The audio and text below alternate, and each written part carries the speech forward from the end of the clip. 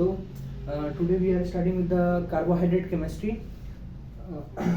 If you have any quiz, any exam, so all the short questions and long questions are covered. Short questions mainly arise from this, and MCQs. So we are starting with this. So what are carbohydrates? Carbohydrates are as the name suggests, these are the hydrates of carbon. Hydrates of carbon. So पहले जो है CnH2O होलन, that is hydrate of carbon, इसको assume किया जाता था. But बाद में क्या देखा गया कि सारे जो मॉलिक्यूल्स हैं वो इस फॉर्मूला पे फिट नहीं बैठते हैं. लाइक अगर हम देखें डीऑक्सीराइबोज को, so 2-deoxyribose is a carbohydrate but does not fit in this formula, whereas some compounds, some molecules like lactic acid, acetic acid we have acetic acid का formula जो है CH3COOH, so C2H4O2, so it fits in this formula but it is not a carbohydrate. So बाद में जाके इसका definition बदल दिया गया. तो ये एक MCQ आ सकता है कि पहले क्या बोला जाता था इसको. सो पहले ये हाइड्रेट ऑफ कार्बन था. ये एक MCQ हमने यहाँ डिस्कस किया. Now we have carbohydrates. What are carbohydrates? We have the definition. So exam में ये तो पहला MCQ हमने डिस्कस किया. नाउ अगला जो आ सकता है वो आ सकता है define carbohydrate. What are the types of carbohydrate, और देन मोनोसैकेराइड के कौन कौन से टाइप हैं, वो classification of carbohydrate and classification of monosaccharides, their uses and ये सारे क्वेश्चंस. तो डेफिनेशन में अगर हम देखें, so carbohydrate are the polyhydroxy aldehyde or ketones. Polyhydroxy means more than one hydroxy group. Polyhydroxy, that is we have two or more than two hydroxyl group. They are called as carbohydrate, polyhydroxyaldehyde, or they can be ketone. Polyhydroxyaldehyde or ketone, or the molecules that produce polyhydroxyaldehyde or ketone or hydrolysis, यानी कि तोड़ के ऐसे compounds और बनाए जा सके, उनको भी कार्बोहाइड्रेट कहेंगे. और टूट के भी अगर वो पॉलीहाइड्रोक्सील्डिहाइड या कीटोन के रूप में है, they are also carbohydrate. So definition हो गया. Now we have the classification of carbohydrate. So this is mainly classified depending upon the number of sugar units. So हमको पता है कि कार्बोहाइड्रेट कैसे बनेंगे. There are sugar units. Either it has one sugar unit. If one sugar unit, then it is called as monosaccharide. So this is the classification. Two sugar unit is disaccharide, and further oligosaccharide and polysaccharide. So we are doing fast, you have to write it. हम लोग जो है जल्दी से revision like कर ले रहे हैं, और everything is covered. You can also use it just before 30 minutes of quiz, before 30 minutes of your exam, and it will cover everything, every question. So monosaccharide में हमारे पास कौन कौन से आ जाएंगे आगे भी हम लोग देखेंगे, बट अभी फर्दर यहाँ पे लिखने के लिए आप याद रखो, we have glucose, we have galactose, we have mannose, we have fructose, ribose, deoxyribose, and there are many. Okay, erythrose, erythrulose, ribulose. Then we have disaccharides. Disaccharides, you know, आगे भी हम लोग डिस्कस करेंगे. सुक्रोज, माल्टोज, लैक्टोज, ये सारे. Oligosaccharide क्या होता है? More than 2, okay, 3 to 10 sugar units called oligosaccharides. Oligosaccharides में दो एग्जांपल याद रखने हैं. This can be an MCQ. So it is raffinose and second is stachyose. So what is raffinose? कितने कार्बन का है? तो देखो यहाँ 3 से 10 लिखा है ना. 2 10 तो डाइसैकेराइड है, और 3 से 10, तो 3 और 4 का याद रखो. 3 का है ये, इसमें 3 सुगर यूनिट, एंड इसमें 4. याद कैसे रखो? Y, देखो Y और 4 एक जैसा है ना. ये 2 याद रखो, एक 3 का, एक 4 का. 4 किसका? जिसमें Y है. Then we have polysaccharides. Further they are classified into homopolysaccharides, also known as homoglycans. Homopolysaccharides और कॉल्ड भी होमोग्लाइकेन्स. हेटेरोपॉलीसैकेराइड या हेटेरोग्लाइकेन्स. देन फर्दर हेटेरोपॉलीसैकेराइड्स का वी हैव ग्लाइकोसमाइनोग्लाइकॉन्स, है ना, म्यूकोपॉलीसेकेराइड, वो हम लोग देखेंगे. So this is the classification. Now further एक क्वेश्चन क्या आ सकता है कि carbohydrate definition, it's classification and further classify the monosaccharide. So how further monosaccharide is divided. Carbohydrate को तो बांटा depending upon the number of sugar units. Monosaccharide को कैसे बांटेंगे? इट इज डिवाइडेड, यहीं पे कर देता हूं, depending on the number of carbon and the functional group. These are the two basic points, number of carbon and functional group. So number of carbon के हिसाब से हमारे पास 2 कार्बन का, तो आप सोचो सबसे छोटा जो मोनोसैकेराइड हो सकता है, क्या वो 2 कार्बन का हो सकता है? नहीं. We have to do polyhydroxy aldehyde और कीटोन. तो पॉलीहाइड्रोक्सी में आपको मिनिमम 2 हाइड्रोक्सिल ग्रुप चाहिए है, मिनिमम 2 हाइड्रोक्सिल ग्रुप आपको चाहिए है. और एक, तो 2 कार्बन पे एक हाइड्रोक्सिल ग्रुप हो गया, और 1 कार्बन पे आपको अल्डिहाइड या कीटोन में से कोई चाहिए है. तो क्या आप 2 कार्बन का मोनोसैकेराइड बना सकते हो? नहीं बना सकते. सो ये भी एक क्वेश्चन हो सकता है. That is the simplest monosaccharide, that will be of 3 carbon. ठीक है. So we have triose, depending upon the number of carbon we have triose, and depending upon number of carbon इधर मैं लिख रहा हूं, और ये फंक्शनल ग्रुप का, यहाँ फंक्शनल ग्रुप लिख देते हैं. फंक्शनल ग्रुप नहीं, मीन्स वी हैव अल्डिहाइड यानी अल्डोजेस, जिसमें अल्डिहाइड होगा वो अल्डोजेस, एंड जिसमें कीटोन होगा they are ketoses. Number of carbon के हिसाब से बांटा और फंक्शनल ग्रुप के हिसाब से बांटा. Triose, tetrose, pentose, we have hexose and heptose.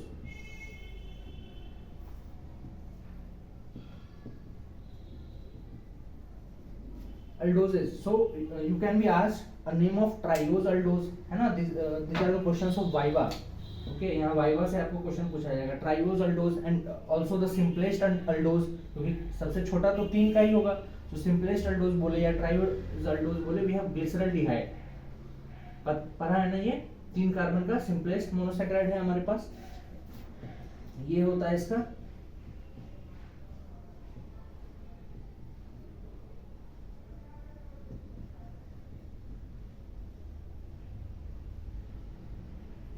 CH2OH ना, ये अपना डी ग्लिसरॉल्डिहाइड. ये डी क्या है ये भी आगे हम लोग देखेंगे. D glyceraldehyde is the simplest monosaccharide. Triose aldose, simplest aldose. Okay, simplest ketose we have dihydroxy acetone.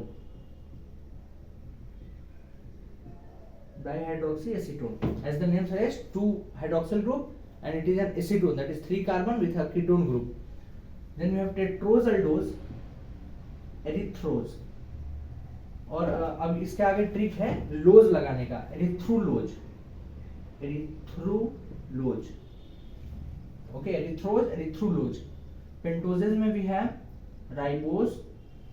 So ketone में क्या हो जाएगा? राइबोलोज. लो लगाना है ना. We have deoxyribose, 2-deoxyribose, 2-deoxyribose. Then we have xylose. This can be a question. Xylose is a pentose, और उसी में उसका काउंटर पार्ट यानी कीटोन वाला part is xylulose. Okay, so RX याद रखना है ना. RX हम लोग जैसे प्रिस्क्रिप्शन लिखते हैं दवाई का, सो RX लिखते हैं ना दवाई के नाम में. सो RX याद रखना. दिस इज राइबोज, तो रटा होता है सबका कि पेंटोज शुगर है, तो X से xylose is also pentose sugar. Hexose, we have glucose, we have galactose, mannose. ये 3 ईपीमर्स भी हैं, आगे देखेंगे. यहाँ we have fructose mainly. Heptose में we have glucoheptose and we have ketone के लिए कीटोहेप्टुलोज. sucralose. So this is the classification of monosaccharides. Now short question में आ सकता है कि then again uses of monosaccharides can be a small heading that uses of monosaccharides में लिखना है, तो बहुत ज़्यादा नहीं आएगा, but फिर भी uses of monosaccharides क्या है uses. So first आप इसमें से लिखते जाओ ना. ग्लिसरॉल्डिहाइड का क्या यूज है? ग्लिसरॉल्डिहाइड का क्या यूज है? It is an intermediate. ये भी इंटरमीडिएट है ग्लाइकोलिसिस में, इंटरमीडिएट इन ग्लाइकोलिसिस. ओके, फिर अपने को राइबोज का याद रखना है कि आरएनए फॉर्मेशन है ना. इसमें कौन है? इसमें अपने पास ग्लिसरॉल्डिहाइड है. ग्लिसरॉल्डिहाइड, आरएनए फॉर्मेशन, राइबोज है ना. इसके अलावा डीएनए फॉर्मेशन, डीऑक्सीराइबोज, ये भी है यहीं पे पेंटोज में है ना. बस ऑक्सी ग्रुप हटा दिया, ऑक्सीजन ग्रुप हटा दिया, डीऑक्सीराइबोज यहीं पे आएगा. डीऑक्सीराइबोज, यहाँ डीऑक्सीराइबोलोज. देन वी हैव राइबोलोज का क्या काम है? राइबोलोज का क्या काम है? It is HMP shunt, hexose monophosphate shunt में यूज आता है. ओके, देन ग्लूकोज का आप जानते हो फॉर एनर्जी. हमारे ब्रेन हो गए, हमारे आरबीसीज हो गए, ये सब जो इम्पोर्टेंट हैं, एड्रिनल मेडुला हो गया, इन सब के लिए एनर्जी की तरह काम करता है glucose mainly. Fructose mainly acts as energy for spermatozoa के लिए कौन करता है? फ्रक्टोज. ये किसका था? Glucose. Then we have galactose.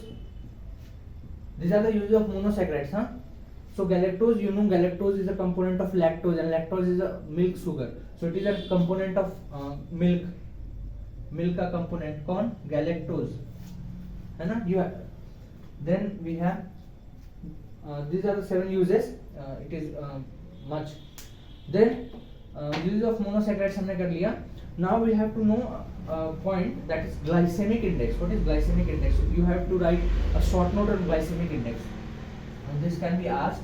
So glycemic index क्या है? जब भी हम लोग क्या करते हैं, कोई फूड खाते हैं जिसमें कार्बोहाइड्रेट है, तो हम लोग क्या करते हैं कि उसके खाने के 2 घंटे बाद कितना ब्लड शुगर राइज हुआ, इसी को पता करने के लिए है ना, इसको पता करते हैं और उसके हिसाब से एक नंबर असाइन करते हैं, एक नंबर देते हैं, एक वैल्यू देते हैं between 0 to 100. Okay, between 0 to 100 हम लोग एक नंबर देते हैं. सो ग्लाइसेमिक इंडेक्स,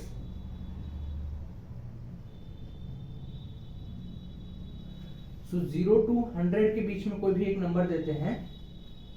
और this can be an MCQ.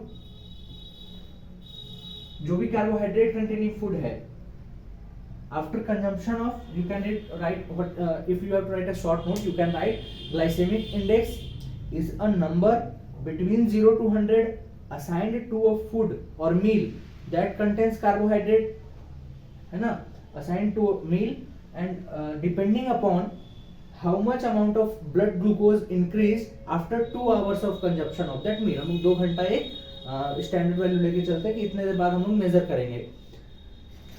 और इसके लिए क्या फॉर्मूला है, तो ये आप डेफिनेशन लिख सकते हो. Then we have the formula. Glycemic index is the area under the curve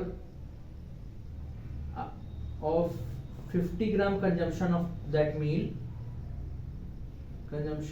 meal whose glycemic index has to be calculated by area under the curve of 50 gram consumption of glucose into 100. तो जो आपको मील का glycaemic index निकालना है, उसका 50 ग्राम एक standard value लेके चलते हैं. अब आप कितना भी खाओ, लेकिन इसका भी 50 ग्राम, इसके 50 ग्राम से कंपेयर करेंगे, है ना. अब आप 250 ग्राम खा लो, इसके लिए अब सबके लिए अलग अलग आपको कंपेयर नहीं करना है, केवल 50 ग्राम पे. तो एक स्टैंडर्ड आप फिक्स कर दोगे ना कि ये फूड खाने से इतना बढ़ता है, तो एक फिक्स वैल्यू पे कि इतना फूड खाओगे तो इतना बढ़ेगा, है ना. तो एक फिक्स वैल्यू पे 50 ग्राम कंजम्पशन पे जो एरिया अंडर द कर्व क्या है कह रहा है, मैं समझा रहा हूँ, एक सेकेंड. ये है ब्लड ग्लूकोज इन मिलीग्राम पर डेसीलीटर. अच्छा, यहाँ से क्वेश्चन आ सकता है ना एमसीक्यू के रूप में, इससे कंबाइन करके कोऑर्डिनेट करके कि ग्लूकोज का renal threshold, so it is 180 milligram पर डेसीलीटर। ग्लूकोज का जो मॉलिक्यूलर वेट है उतना ही है उसका रीनल थ्रेशोल्ड, यानी इससे ज्यादा हुआ तो किडनी उसको एक्सक्रीट कर देगा, नहीं तो वैसे नॉर्मली सारा का सारा रीएब्जॉर्ब हो जाता है, फिल्टर होता है बट रीएब्जॉर्ब, बट 180 से ज्यादा हुआ so it will be excreted. तो ये एक एमसीक्यू हो सकता है इससे कोरिलेट करके। सो ब्लड ग्लूकोज इसके हिसाब से हम लोग कर्व निकालते हैं। सो मान लो ये उस मील का है जिसका हमको ग्लाइसेमिक इंडेक्स पता करना है, और ये ग्लूकोज का है, ठीक। तो area under the curve 50 gram जब इसका कंजम्पशन होगा, इसका एरिया ले लो बाय इसका area, so you have to write only the formula and remember the formula only. और ये याद रखना है कि ग्लूकोज का हम लोग 100 लेके चलते हैं, ओके। ग्लूकोज का 100 में निकाल रहे हैं ना, 0 से 100 के बीच में दे रहे हैं तो इसका मैक्सिमम देंगे। ग्लूकोज वाला फूड खाओगे तो उसमें तो मैक्सिमम, आप इसमें इस वाले फार्मूला में ग्लूकोज का वैल्यू रख के देखो ना, यहाँ पे भी ग्लूकोज कर दो, ये दोनों का कैंसिल हो जाएगा, 100 आ जाएगा ग्लाइसेमिक इंडेक्स। जिसका भी ग्लाइसेमिक इंडेक्स निकालना है ये फार्मूला रखो। अब ग्लूकोज का निकालना है तो जो मील जिसका निकालना है वो भी ग्लूकोज, और कंपैरिजन भी कर रहे हैं ग्लूकोज से ही, तो उसका 100 आ जाएगा। तो ये एक एमसीक्यू हो सकता है, glycemic index of glucose is taken to 100। तो ग्लाइसेमिक इंडेक्स में इतना आप लिख दोगे, डेफिनेशन मैंने बताया है, amount of blood glucose increased, amount of blood glucose increased after 2 hours consumption of that meal, उसके हिसाब से हम लोग नंबर असाइन करते हैं, that is our glycemic index। then glycemic index के बाद हम लोग को क्या करना है, we have the different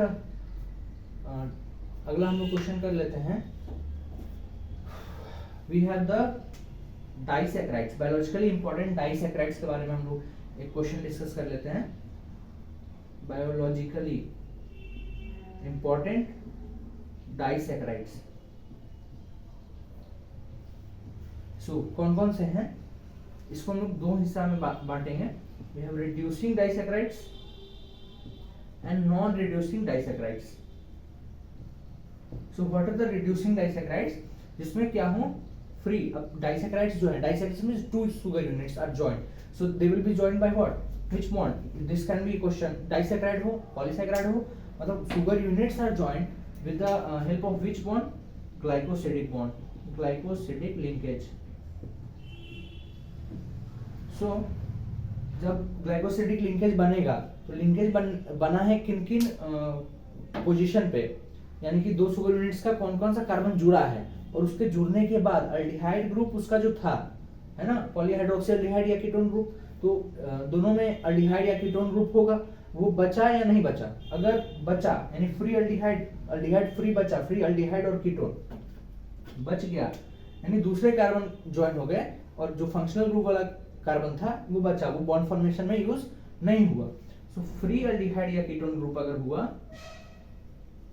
so it will act as reducing sugar, क्योंकि वो दूसरे को रिड्यूस होकर खुद ऑक्सीडाइज हो सकता है। लेकिन अगर वो बॉन्ड फॉर्मेशन में इन्वॉल्व हो गया, जैसा कि इनमें होता है नॉन रिड्यूसिंग डाइसैकेराइड्स, इसमें नो फ्री अल्डिहाइड, क्योंकि ऐसा नहीं कि अल्डिहाइड कीटोन था, नहीं था बट वो कंबाइन हो गया, जब ग्लाइकोसिडिक लिंकेज बना तो उसी कार्बन के बीच में हो गया जिसपे फंक्शनल ग्रुप्स थे, अल्डिहाइड या कीटोन था, तो नो फ्री अल्डिहाइड या कीटोन। जैसे वी हैव, आपको यहाँ रिड्यूसिंग शुगर में reducing disaccharides, यहाँ पे all monosaccharides are reducing, all mono, this can be an MCQ, all monosaccharides are reducing। क्यों? क्योंकि reducing किसको कह रहे भैया, जिसमें फ्री अल्डिहाइड या कीटोन ग्रुप हो, ताकि वो दूसरे को रिड्यूस कर दे, खुद ऑक्सीडाइज हो जाए। तो अगर मोनोसैकेराइड है, एक ही सुगर यूनिट है, तो उसमें अल्डिहाइड या कीटोन ग्रुप है ना, वो तो ज्वाइन हुआ ही नहीं है, खत्म ही नहीं हुआ, सो that is reducing also। So all monosaccharides are reducing but all disaccharides are not reducing, some are reducing, what they have, these are maltose, isomaltose,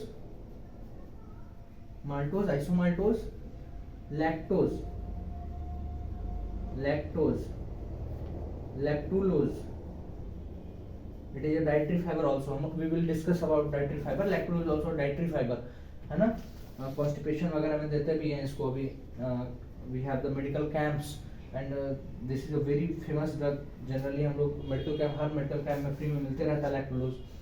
so maltose, so ये disaccharide means two sugar units या दो monosaccharides दो monosaccharides के मिलने से बनेंगे। सो कौन कौन सा मोनोसैकेराइड है इसमें? ग्लूकोज और ग्लूकोज ही है, दोनों ग्लूकोज है। And which bond it has, glycosidic bond बनेगा ना बीच में, क्या नाम है उसका?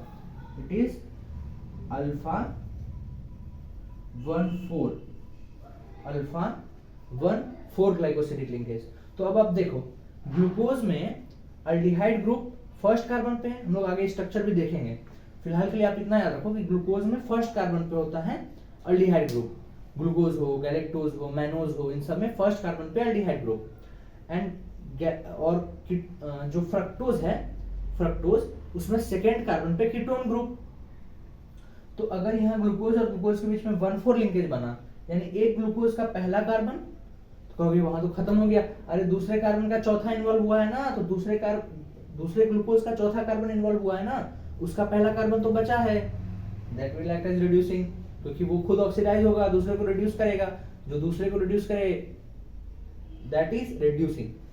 तो एक तो उसमें इन्वॉल्व हो गया बॉन्ड फॉर्मेशन में, बट दूसरा जो ग्लूकोज यूनिट है उसका चौथा वाला इन्वॉल्व हुआ है, पहला वाला नहीं है, पहले वाले पे एल्डिहाइड है बचा, तो कोई भी एक भी में अल्डिहाइड ग्रुप फ्री बचा तो वो act as reducing. Isomaltose, it is also glucose plus glucose, but it has alpha 1,6 linkage. Again एक ग्लूकोज का, this can be also a question, isomaltose में क्या दोनों ग्लूकोज के यूनिट्स जो हैं वो रिड्यूसिंग की तरह काम करेंगे? नहीं। एक जो है ऐसा कोई क्वेश्चन ऐसे आएगा नहीं, एक जो है वो बॉन्ड फॉर्मेशन में उसका अल्डिहाइड वाला कार्बन जिसपे अल्डिहाइड ग्रुप था वही इन्वॉल्व हो गया है, दूसरे वाले का तो बचा हुआ है, उसका तो छठा इन्वॉल्व हुआ है, पहला तो बचा है, सो अल्डिहाइड ग्रुप फ्री है ना। अभी हम लोग स्ट्रक्चर भी देखेंगे कि पहले कार्बन पे अल्डिहाइड होता है। We have lactose, so we have glucose plus galactose, and lactose is also known as milk sugar. This can be an MCQ. This is known as milk sugar, its component is galactose, okay, milk sugar इसको बोलते हैं, इसको milk sugar नहीं बोल सकते हैं अगर नहीं है ऑप्शन में, लेकिन ऑप्शन में है you have to tick lactose. Galactose is a component, glucose plus galactose, here beta 1,4 linkage. And lactulose में देखो फिर से वही वाला याद करो ट्रिक, लोज लो आ जा रहा था ना, तो क्या आ जा रहा था? कीटोन, तो ग्लूकोज की जगह कर दो फ्रक्टोज, 6 कार्बन का अल्डोज, 6 कार्बन का कीटोज, इसका एकदम मित्र है ना, और गैलेक्टोज का गैलेक्टोज रहने दो। So it also has beta 1,4, it also has beta 1,4 linkage. यहाँ लिंकेज चेंज नहीं हुआ, बस क्या हुआ कि और गैलेक्टोज भी चेंज नहीं हुआ, बस ग्लूकोज की जगह फ्रक्टोज आ गया, और हमको पता है कीटोज आ जाता तो लो करके, है ना, ट्रिक हमने याद किया है कि लो करके आ जाता है, सो इसीलिए लैक्टुलोज। नाउ नॉन रिड्यूसिंग में वी हैव 2, यहाँ पे सुक्रोज तो बहुत फेमस है, सबको पता होता है। दूसरा भी है जो है हमारे पास, that is trehalose. Trehalose is also important. Trehalose we have, sucrose का सबको पता है ना, glucose plus fructose, it is hexose aldose, it is hexose ketose, और इसमें बॉन्ड जो बनता है that is alpha 1 beta 2 glycosidic linkage, alpha 1 beta 2 glycosidic linkage. So alpha 1 beta 2 glycosidic linkage, तो इसका पहला वाला कार्बन इन्वॉल्व हो गया ग्लूकोज का, और फ्रक्टोज का दूसरा वाला कार्बन, और उन्हीं पे तो फंक्शनल ग्रुप्स थे ना, इसके पहले वाले पे अल्डिहाइड था, इसके दूसरे वाले पे कीटोन था, दोनों इन्वॉल्व हो गए, फ्री बचा क्या? नहीं, so that will be non reducing. Trehalose is glucose plus glucose and it has alpha 1,1 linkage, that is पहले वाले का भी पहला कार्बन, दूसरे ग्लूकोज का भी पहला कार्बन, दोनों पे एल्डिहाइड ग्रुप जो ज्वाइन हो गए, नहीं बचा free aldehyde group, so that will be also non reducing. अब यहाँ सुक्रोज के बारे में some points. Sucrose is also known as cane sugar, क्योंकि गन्ने में पाया जाता है, सुक्रोज जो है गन्ने में पाया जाता है ना, शुगर से याद रखो, सु से सुक्रोज और गा से गन्ना, सुक्रोज इज फाउंड इन गन्ना, so it is cane sugar और केन शुगर और टेबल शुगर, केन शुगर और टेबल शुगर। है ना, मेनली केन शुगर आप याद रखो। Then we have sucrose, also it is known as invert sugar. Why it is known as invert sugar? क्यों कहते हैं इनवर्ट शुगर? क्योंकि जब हम लोग सुक्रोज की हाइड्रोलिसिस करते हैं, उसको तोड़ते हैं, तो हमको मिलता है ग्लूकोज और फ्रुक्टोज। अरे उन्हीं से बना है, तोड़ेंगे तो वही मिलेगा ना। अब सुक्रोज क्या होता है? It is dextro rotatory. It can be an MCQ. Sucrose is dextro rotatory. Glucose तो हम लोग को हमेशा से अच्छे से याद है, it is also dextrorotatory. अच्छा, one MCQ more. What is dextrose? यहां से मुझे याद आया, यहां से आपको डेक्स्ट्रोज। What is dextrose? किसी को पता है क्या एमसीक्यू? डेक्स्ट्रोज, सो ग्लूकोज एक डेक्स्ट्रो, बहुत ही मेन हमारा डेक्स्ट्रो रोटेटरी मोनोसैकेराइड है। इसको अगर पानी में घोलते हैं तो that solution is known as dextrose. अभी मैं बताऊंगा, हमारे पास 3 चीजें आएंगी, डेक्स्ट्रोज, डेक्स्ट्रीन, डेक्स्ट्रान। सो हम तीनों में डिफरेंस देखेंगे। तो पहले आप डेक्स्ट्रोज अभी देख लो। Dextrose is what? It is glucose solution. पानी में ग्लूकोज घोल दिया है ना, that is dextrose. It can be an MCQ. Then we have fructose. Fructose is levorotatory.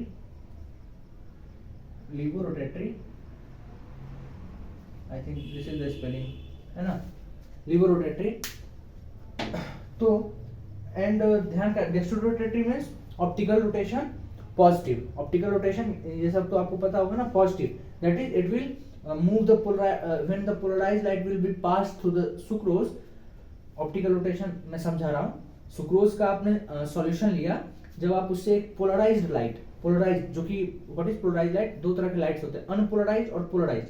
Unpolarised होते हैं जो बहुत सारे डायरेक्शन में भागते हैं, तो वो अच्छे से कंसंट्रेट नहीं कर पाएंगे ना, तो हम लोगों ने सारे डायरेक्शन को छोड़ आपको कि कन्वर्ज करके, है ना, ऐसा लाइट बना दिया जो बस एक डायरेक्शन में भागे। So that is the best light. So polarised light जब हम लोग डालते हैं, तो अगर सुक्रोज में डालोगे तो वो राइट की तरफ रोटेट करेगा। That is called as dextro rotatory, यानी कि rotating the polarised light to the right side. तो ये प्लस में हम लोग दिखाते हैं, तो कुछ प्लस और डिग्री में, तो प्लस समथिंग डेक्स्ट्रो रोटेटरी को प्लस में और लीवर रोटेटरी को माइनस में, है ना। प्लस में दिखाते हैं, स्मॉल डी से दिखाते हैं, ये 2 चीज याद रखना। यानी इसको आप प्लस सुक्रोज या स्मॉल डी सुक्रोज भी लिख सकते हो। और इसका वैल्यू भी होता है कुछ, तो वैल्यू उतना आपको याद नहीं रखना, याद कर रखना, ये भी प्लस में, ये भी प्लस में। लेकिन हुआ क्या कि ये होता है माइनस में, लिवरोटेटरी है, और it is L, small L से दिखाते हैं। कैपिटल डी कैपिटल एल अलग है, हाँ, स्मॉल डी स्मॉल एल अलग है। यहाँ स्मॉल डी स्मॉल एल बता रहा हूँ, कैपिटल डी आगे बताऊंगा। सो स्मॉल डी क्या है? ये सब स्मॉल डी, स्मॉल से हम लोग किसको ऑप्टिकल रोटेशन को दिखाते हैं। तो optical rotation towards the right side, dextrorotatory, towards the left side is levorotatory, LL.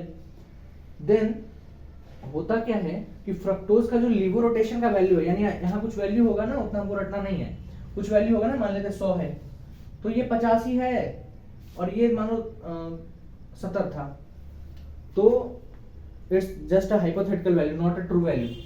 तो अगर ये 70 था और ये 50 है और ये 100 है, तो अब बताओ, पहले तो ये पूरा एक कंपाउंड था, ये डेक्स्ट्रोरोटेटरी था।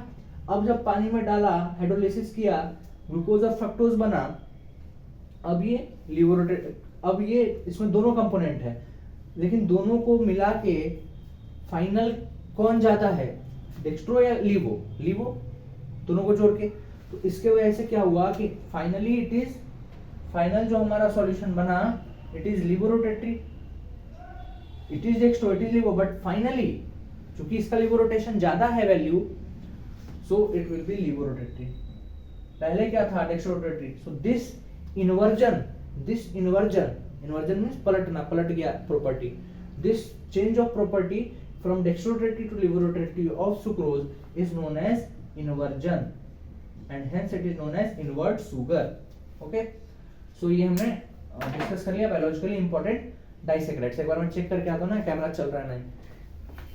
हाँ, इट्स फंक्शनिंग नाउ। अब आगे जो हम लोग को डिस्कस करना है, that is the isomerism. So isomerism क्या होता है?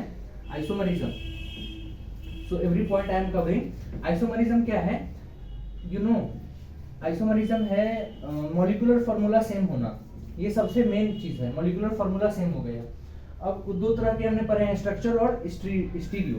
तो स्ट्रक्चर आइसोमर क्या है, नाम में स्ट्रक्चर है, so same molecular formula but different structure. And stereo में क्या है, नाम में stereo, stereo is nothing but the position, the orientation of the groups. So जो स्टीरियो आइसोमरिज्म है उसमें क्या होगा कि मॉलिक्यूलर आइसोमर है तो मॉलिक्यूलर फार्मूला तो सेम है, बट स्ट्रक्चरल फार्मूला भी सेम है, क्या अलग है, that is orientation of the groups.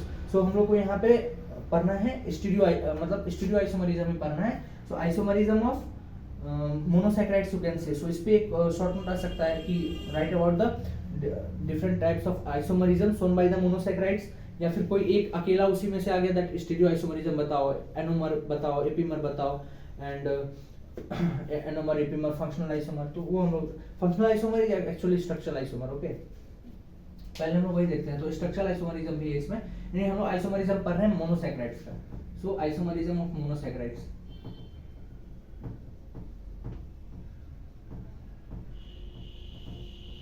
सो इसमें क्या होगा, आइसोमरिज्म ऑफ मोनोसैकेराइड्स में we have first is the functional isomerism, it is type of structural isomerism. Functional isomerism,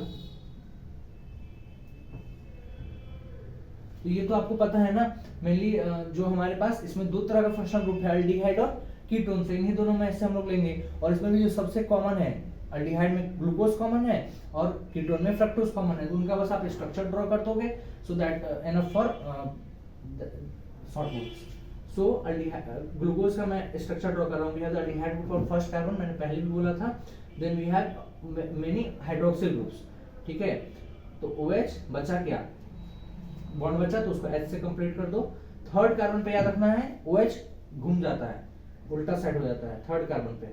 first carbon it is second, पहला कार्बन अल्डिहाइड से ही ना naming करोगे, third carbon. इसके बाद फिर से अपना वही जो राइट साइड में था OH वहीं लेके चलना है, बस थर्ड वाले में घूम गया था, लेफ्ट हो गया था। And finally we have CH2OH, है ना, CH2OH। दो H लगाना पड़ेगा ना, दो बॉन्ड बच रहा है तो इट इज ग्लूकोज। ओके, और स्पेसिफिकली अगर मैं बोलूं तो डी ग्लूकोज। क्या है ये DL, वो अगला आइसोमर है, बताऊंगा। We have fructose, so on the first carbon it is not the, it is CH2OH, it is C double bond O H C, third carbon है ना फिर से, so OH on left side, OH H OH H and we have CH2OH. This is actually D fructose. ये capital D क्या है बताऊंगा, small d small l बता दिया। दूसरा we have stereoisomers. तो स्टीरियो आइसोमर्स क्या होते हैं, तो वही बात है से, ये तो भैया क्या था स्ट्रक्चरल आइसोमरिज्म, ये स्टीरियो आइसोमरिज्म है। तो क्या होगा, मॉलिक्यूलर फार्मूला तो सेम ही है, आइसोमर है, स्ट्रक्चरल फार्मूला भी सेम होता है, क्या डिफरेंट है, is the orientation of group. So different orientation of group at which carbon, it is penultimate carbon. Okay, it can be an MCQ, different orientation of group and specifically OH group here on penultimate carbon. Now what is penultimate carbon? It is a carbon attached to the terminal primary alcohol. So जैसे अगर हम लोग glucose में देखें, glucose का ही हमको बात करना है, डी ग्लूकोज, एल ग्लूकोज, या फ्रुक्टोज में अगर हम लोग देखें, सो दोनों में जो टर्मिनल अल्कोहल है, जैसे ये टर्मिनल प्राइमरी अल्कोहल है, इससे जो डायरेक्टली अटैच्ड कार्बन है जिसपे OH ग्रुप है, ठीक है, it is also terminal primary alcohol, बस इससे अटैच्ड कार्बन पे OH ग्रुप नहीं है ना, ये वाले terminal primary alcohol, primary alcohol that is alcohol, ऐसा कार्बन जो एक ही कार्बन से अटैच्ड हो, एक कार्बन जिसपे OH ग्रुप हो दैट इज अल्कोहल, और वो फिर एक ही कार्बन से अटैच्ड है दैट इज प्राइमरी अल्कोहल। ये सब हमने पढ़ा है बेसिक्स, ये भी हमारा primary alcohol, sorry, it is attached to two carbon, here is the primary alcohol. So primary alcohol से directly attached जो कार्बन है दैट इज पेनल्टीमेट कार्बन, जिसपे OH ग्रुप भी है, तो that is the penultimate carbon. So the carbon attach to the terminal primary alcohol. अब इस पे वही कह रहा है, पेनल्टीमेट कार्बन पे OH ग्रुप का ओरिएंटेशन डिफरेंट, यानी कि इसको पलटना है. तो जैसे ये था ना, तो ये डी ग्लूकोज था, तो इसको पलट दो, यानी कि ये सब मैं सेम रखूं और इस पे OH H, लेफ्ट साइड में तो OH H ये तो नॉर्मल था, इसको पलटा नहीं है, ये नॉर्मल था इसमें भी, इसमें अब पलट रहा हूं किस कार्बन पे, पेनल्टीमेट कार्बन पे. OH राइट साइड में था, लेफ्ट साइड में, सो राइट साइड में जब हो तो कैपिटल D, जब लेफ्ट साइड में हो तो कैपिटल L. ध्यान रखना ये अलग है from small D small L, small D small L से अलग है, ठीक है. Small D small L optical rotation को दिखा रहा था, जैसे ग्लूकोज डेक्स्ट्रो रोटेटरी था स्मॉल डी, तो वो चाहे कैपिटल D ग्लूकोज हो या कैपिटल L ग्लूकोज हो, both are dextrorotatory. It is an MCQ. Again we have the MCQ. L glucose is option dextrorotatory, levorotatory. Okay, इस तरीके से क्वेश्चन आ सकता है. तो L glucose is what? It is dextrorotatory. This L does not represent optical rotation. It represents just the orientation of OH group on the penultimate carbon. So it is capital L glucose. Then fructose में भी इसी तरीके से आपको question आ सकता है, capital D fructose is dextrorotatory और levorotatory. It is levorotatory. This fructose हमने देखा था ना, लिवोरोटेटरी था, जिसकी वजह से इन्वर्जन ऑफ शुगर हो जा रहा था. So it is levorotatory. This D only represents OH on right side on the penultimate carbon. Capital L fructose बनाना है, OH को इधर कर देने का, ठीक. So we have stereoisomer. Third is the stereoisomer. Then we have the epimers. So what are epimers? इसी से रिलेटेड, इसका उल्टा आप कह सकते हो, different orientation of group on carbon other than penultimate carbon. यानी penultimate carbon को छोड़ के किसी भी अदर कार्बन पे OH ग्रुप के ओरिएंटेशन का चेंज होना, that is epimerism. यानी कि इस कार्बन पे स्टीरियोआइसोमरिज्म क्या हो रहा था, पेनल्टीमेट कार्बन पे हम लोग केवल देख रहे थे. एपीमर में पेनल्टीमेट कार्बन को छोड़ के बाकी कार्बन्स पे जो OH है उस पे खेलेंगे, यानी इनको पलटेंगे, इनका ओरिएंटेशन चेंज करेंगे. तो एपीमर्स में 3 epimers we have to learn, glucose, galactose and mannose.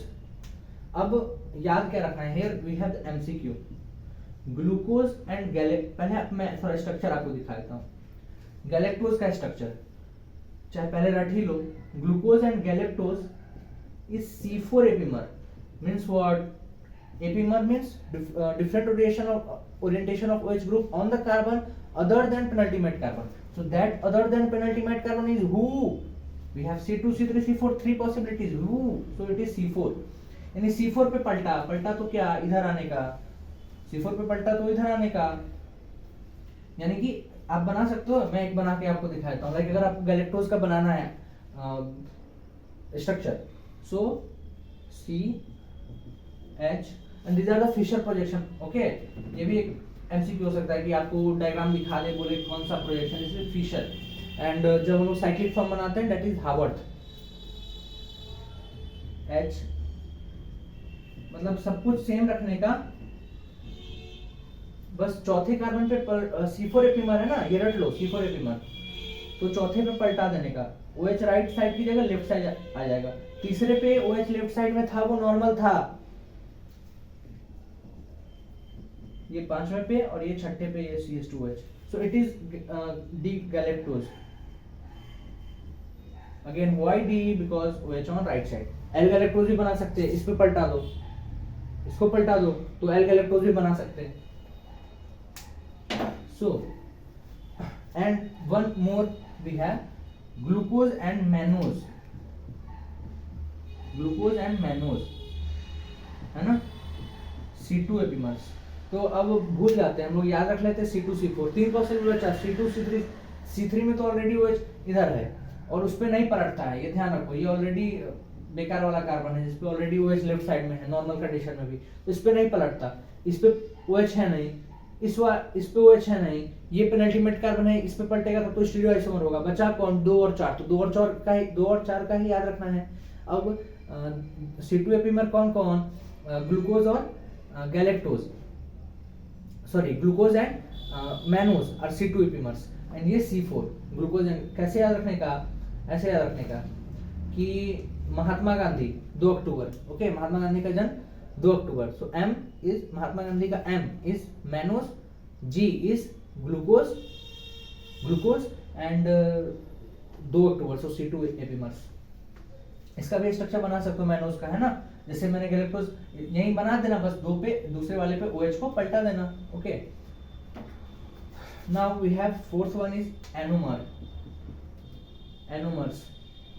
So anomers क्या है? एक्चुअली भी एपीमर ही है, लेकिन स्पेशल नाम दे दिया क्योंकि क्या किया एनोमर्स में, क्या किया इन्होंने कि फर्स्ट कार्बन पे, ठीक है, फर्स्ट कार्बन पे जो है OH ग्रुप का ओरिएंटेशन चेंज कर दिया। अब होगा क्या? कहोगे फर्स्ट कार्बन पे OH ग्रुप कहाँ है? फर्स्ट कार्बन पे OH ग्रुप है नहीं। सो ये एनोमर मेनली डिफाइंड होता है साइक्लाइजेशन के बाद, यानी कि हावर्स प्रोजेक्शन में डिफाइन होता है, हाँ, एनोमर। तो जब साइक्लाइजेशन होता है तो क्या होता है कि ये फिफ्थ वाला कार्बन से न्यूक्लियोफिलिक अटैक होता है। न्यूक्लियोफिलिक अटैक होता है मतलब फर्स्ट कार्बन, यहाँ न्यूक्लियोफाइल O है ना, lone pair of electron, it will do nucleophilic attack on first carbon and will form cyclic form that is known as Haworth projection. तो कैसा बनता है Haworth projection? में बनाता हूँ। So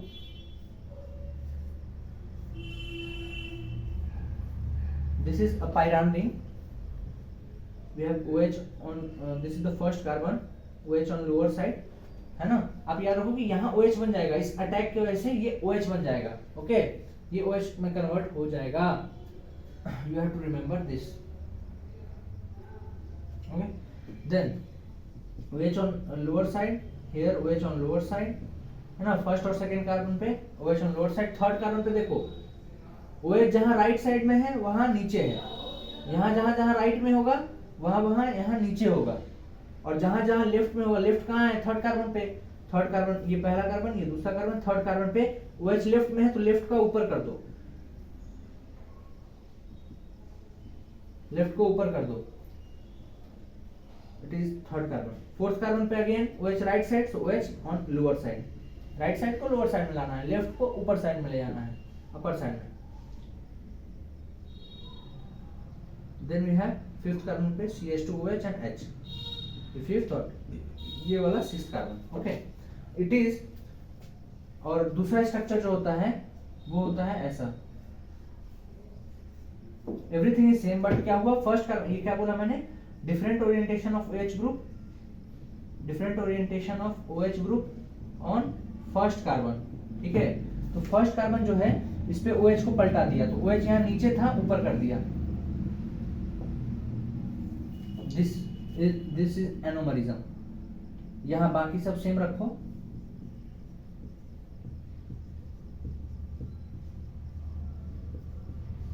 ये थोड़ा स्ट्रक्चर आपको रटना भी पड़ेगा, है ना। Then what we have,